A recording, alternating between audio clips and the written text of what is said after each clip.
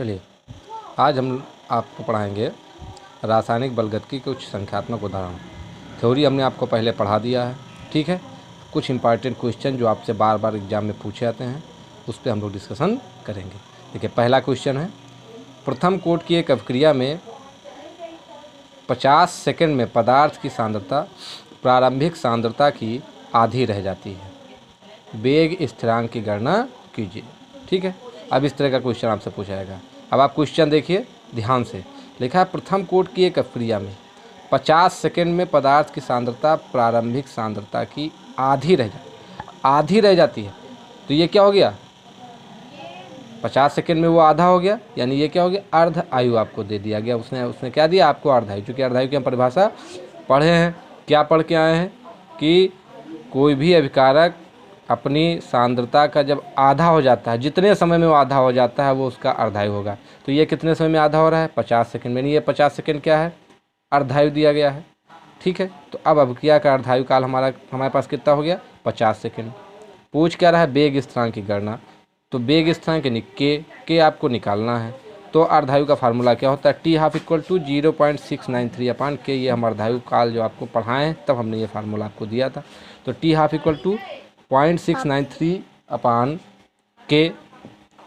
T12 आपको पता है कितना है, वो है 50 सेकंड। तो K बराबर हम यहाँ पे रख देंगे, क्या हो जाएगा 0.693/T12, 0.693/50, 50।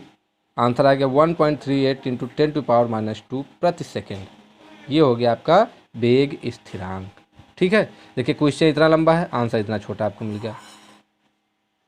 बहुत इंपॉर्टेंट है। अर्धायु काल पे आपसे कई बार क्वेश्चन, लगभग में हर साल पूछा आता है अर्धायु काल से क्वेश्चन आपसे पूछा आता है। चलिए दूसरा क्वेश्चन, ये और ज़्यादा इंपॉर्टेंट है, ब्लैंक क्वेश्चन है। ठीक है, इसको आप ध्यान से समझिएगा। क्वेश्चन ये कह रहा है, एक प्रथम कोट की अभिक्रिया का अर्धकाल 60 मिनट है। यहाँ भी अर्धकाल आपको दिया गया है, 60 मिनट है। कितने समय में अभिक्रिया का 90% पूर्ण हो चुका होगा, ये क्वेश्चन है। किसकी बात कर रहा है, प्रथम कोट की अभिक्रिया की बात कर रहा है। ठीक है, अर्धायु काल दे दिया है, तो अर्धायु काल से आपको क्या मिलेगा, क्योंकि टाइम उसने दे ही दिया है। तो अर्धायु काल का फार्मूला क्या होता है, T12 = 0.693/K। T12 आपको पता है 0.693 है ही है, तो क्या निकल जाएगा आपका, K निकल आएगा। ठीक है, आप तुरंत K की वैल्यू निकाल लीजिए। हमने यहाँ पे K की वैल्यू निकाला है, K = 0.693/T12। ये आ जाएगा, T12 की अब हमने 60 रख दिया, आंसर आ गया 1.155 × 10⁻² प्रति मिनट। ये हो गया वेग स्थिरांक की वैल्यू। अब ये पूछ रहा है आगे, दूसरे स्टेप में कह रहा है कि कितने समय में अभिक्रिया 90% पूरी होगी, यानी टाइम आपसे पूछ रहा है। कि आपको पता चल गया, तो प्रथम कोट की अभिक्रिया, चूँकि अभिक्रिया कैसी है, प्रथम कोट की है, तो आप प्रथम कोट की अभिक्रिया का समीकरण लिखोगे। समीकरण हमने आपको पहले ही दे दिया है, क्या समीकरण, K = 2.303/T log/10 A/A - x। अब यहाँ पे इसकी वैल्यू आपको रखनी है। A क्या है, हमने वहाँ पे बताया था, A है प्रारंभिक सांद्रता और A - x क्या है, T समय बाद सांद्रता। क्योंकि T समय बाद सांद्रता मतलब T समय में ये जो x है ये A से क्या है, निकल जा रहा है, यानी इतना क्या हो रहा है, अभिकारक से उत्पाद बन जा रहा है। तो जितना उत्पाद बन जाएगा उतना इसमें कम हो जाएगा ना, हो जाएगा कि नहीं हो जाएगा। इसलिए इसकी वैल्यू आपको रखनी है। देखिए अभिकारक की प्रारंभिक सांद्रता T = 0 पर हम मान लेते हैं, चूँकि अभिक्रिया 90% प्रतिशत में दी गई है, तो हम प्रारंभिक सांद्रता क्या मान रहे हैं, 100%। यदि आपका जो अभिकारक है वो 100% आपके पास है, जितना भी आपने लिया है, मान लीजिए 100 ग्राम लिया तो आपके पास 100 ग्राम है, तो उसको परसेंटेज की बात करेंगे तो 100% हम उसको मान लेते हैं। अब T समय में अभिकारक की जो सांद्रता परिवर्तित होती है वो कितनी होती है, x ही तो यहाँ से परिवर्तित हो जाती है, x परिवर्तित हो जाती है। A तो आपके पास 100% है ही है, x परिवर्तित हो गई, यानी x क्या हो रहा है, x अभिकारक से उत्पाद बन जा रहा है। तो कितनी परिवर्तित हुई, वो हुई 90%। कितनी परिवर्तित हो जा रही है, 90%।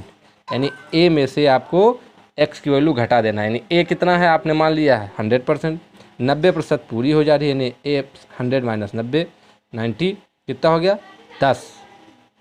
ये हो गया आपका a माइनस एक्स की वैल्यू 10 और a की वैल्यू कितना है 100। अब आप इसकी वैल्यू रख दीजिए k equal to 2.303 upon T log base 10 100 upon 100 minus 90। ठीक है, इसको आप सॉल्व करिए। k बराबर 2.003 अपान टी लाख बेस 10 100 अपान 10 हो गया, ये 100 में से 90 हो जाएगा 10। सॉल्व किया तो ये आ जाएगा लाख बेस 10 पावर घात 10। ठीक है, इतना आ गया आपके पास। अब के आपने पहले ही निकाल लिया है, के ये जो है कहाँ पे, यहाँ से आपने निकाला था, क्योंकि क्वेश्चन में उसने के निकालने के लिए आपको पहले दिया था। आया था कितना 1.155 10 की घात माइनस 2। आप यहाँ पे के की वैल्यू रख दीजिए, टी बचेगा, टी आपको निकाल लेना है। तो टी बराबर 2.303 अपान के लाख बेस 10 की पावर 10। टी बराबर क्या होगा 10 की घात लाख 10 की वैल्यू कितने होती है 1 होती है, लाख 10 की वैल्यू 1 होती है। तो ये हो जाएगा, आप इसको सॉल्व करोगे तो टी बराबर आएगा 199 मिनट। इसका मतलब क्या है कि अब क्रिया आपकी 199 मिनट में अब क्रिया का 90% पूर्ण हो चुका होगा। ठीक है, ये क्वेश्चन आपसे कई बार पूछा जाता है, लाइन क्वेश्चन में आपसे पूछा जाता है। इसको आप ध्यान से प्रैक्टिस कर लीजिए, इसको लगा लीजिए।